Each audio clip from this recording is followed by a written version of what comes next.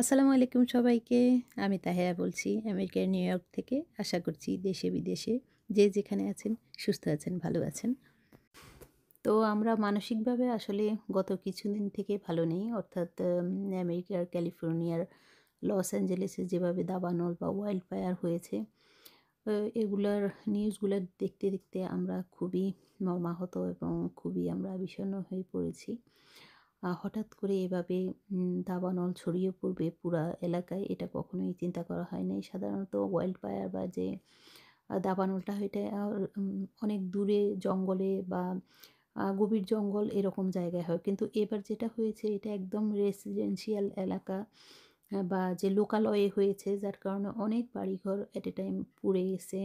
অনেক ক্ষয়ক্ষতি হয়েছে। বিশেষ করে গাছপালা, গাড়ি-বাড়ি এট এ টাইম অনেক কিছুই পুড়ে গেছে। আর দেখা গেছে হঠাৎ করে সব জায়গায় একসাথে অনেকটা দাবানলটা ছড়িয়ে পড়েছে।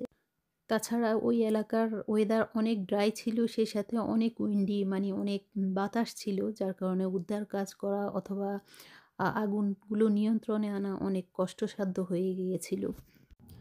তাছাড়া ওইসব এলাকায় যারা বাস করতেন তাদের জন্য অনেক মন খারাপ হচ্ছে। বিশেষ করে তারা কখনো চিন্তাও করে নাই এইভাবে হঠাৎ করে বিপদ আসবে। আর তাছাড়া তারা তাদের চোখের সামনে তাদের বাড়িঘরগুলো পুড়ে যেতে দেখেছে। তো অনেকেই মারাও গিয়েছেন। তাছাড়া এতই খারাপ ওয়েদার ছিল যে উদ্ধার কাজ করাও অনেক কষ্টসাধ্য হয়ে গেছে। তো যাদের বাড়িঘরগুলো পুড়ে গেছে আসলে এটা অনেক কষ্টের। একটা বাড়ির সাথে কত স্মৃতি, কত মায়া। আর সাডেনলি কোনো প্রিপারেশন নেওয়ার আগেই এভাবে সব হয়ে গেল। এটা আসলে খুবই, খুবই খারাপ লাগছে আমাদের কাছে। তো আসলে এই ধরনের যে প্রাকৃতিক দুর্যোগ বা ডিজাস্টার, এটা আসলে কোথাও কাম্য নয়। সেটা আমেরিকাতে হোক অথবা আমেরিকার বাইরে হোক, পৃথিবীর যেই জায়গায় হোক, সেটা আসলে কারোর জন্যই কাম্য নয়।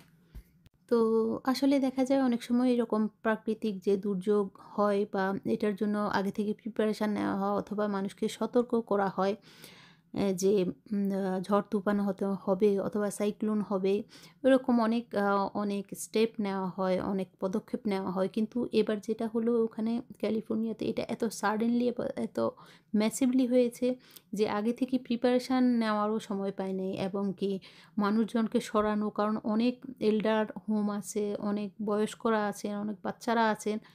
তো এদেরকে সরানো বা উপযুক্ত জায়গায় নিয়ে যাওয়া, কারণ এট এ টাইম পুরা শহরটাতে দেখা যাচ্ছে যে চারিদিকেই আগুন লেগে গেছে। সেক্ষেত্রে ওখানের ওয়েদার, বিশেষ করে বাতাস অনেক ধোঁয়াটে, ইভেন কি নিঃশ্বাস নেওয়া ওখানে অনেক কঠিন হয়ে গিয়েছিল। তো যারা ফায়ার ফাইটার আছেন বা যারা উদ্ধার কাজে সহায়তা করতেছেন অথবা যে গভর্নমেন্টের লোকজন সবাই আপ্রাণ চেষ্টা করতেছে যাতে এগুলো নিয়ন্ত্রণে আনা যায়। তো এটা হচ্ছে আম এগুলা সবকিছু নিয়ন্ত্রণে আনার পরের দৃশ্য। তো আমরা দোয়া করি যেন ওই এলাকার প্রাকৃতিক দুর্যোগটা অনেকটা কেটে যায় এবং মানুষ যেন আবার তাদের বাড়িঘর নতুন করে বিল্ড করতে পারে বা সবাই যেন আরও ফিরে আসতে পারে। আর এরকম প্রাকৃতিক দুর্যোগ যেন পৃথিবীর আর কোথাও না হয়। তো আসলে আমেরিকাতে একেক স্টেটের ওয়েদার আসলে একেক রকম। যেমন ওয়েস্টার্ন স্টেটগুলো, ক্যালিফোর্নিয়া বা অন্যান্য যে স্টেটগুলো, এগুলোতে এখনও গরম, যেখানে অলরেডি দাবানল হচ্ছে। আর আমরা যারা ইস্টার্ন এরিয়াতে আছি, নিউ ইয়র্ক, নিউ জার্সি, এখানে অনেক ঠান্ডা, প্রচণ্ড ঠান্ডা। বাট যেটা দেখতেছেন এটা আমার সামারের ব্যাকইয়ার্ডের ভিউ। তো আমি উইন্টারে সামারটাকে অনেক মিস করি। তো সামারে আমি বাড়িতে অনেক ফুল গাছ লাগিয়েছিলাম, অনেক ভেজিটেবলও করেছি। তো শীতকালে দেখে যায় যে এগুলা সব কিছুই মরে যায়। তো শীত আসার আগে গাছগুলোকে আমরা অনেকটা ট্রিম করে রাখি, ফুল গাছগুলো বা অন্যান্য গাছগুলো। তো পরের বছর দেখা যায় অটোমেটিক এগুলা থেকে আবার এগুলা থেকে ফুল হয়, নতুন করে গজায়। বা এখন দেখলে মনে হবে যে এগুলা থেকে আর কখনোই ফুল হবে না, এগুলো একদমই মরে গেছে, আসলে কিন্তু না।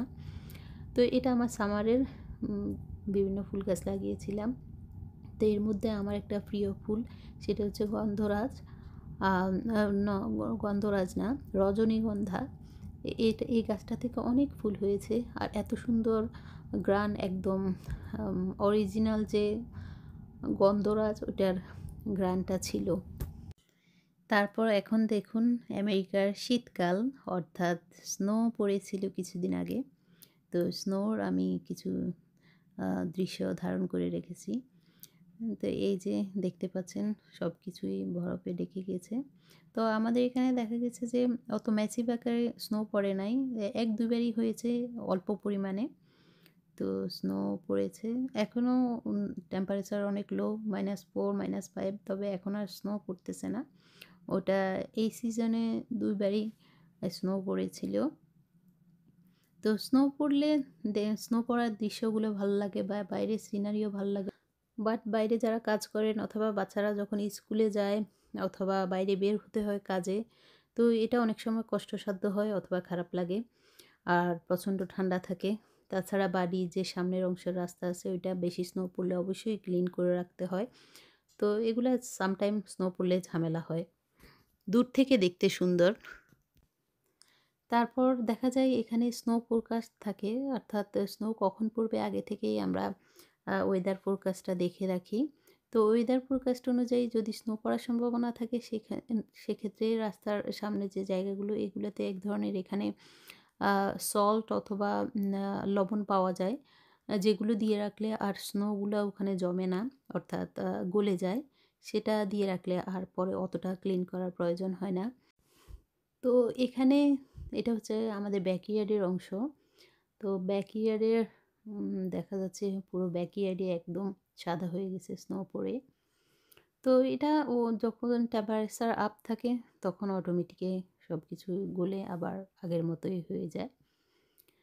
তারপর দেখতে দেখতে আমরা ভিডিওর একদম শেষ প্রান্তে চলে এসেছি। আমার চ্যানেলের পরবর্তী ভিডিও দেখার আমন্ত্রণ জানিয়ে এখানেই শেষ করছি। সবাই সুস্থ থাকবেন, ভালো থাকবেন। আশা করি ভিডিওটি আপনাদের ভালো লেগেছে। আল্লাহ হাফেজ।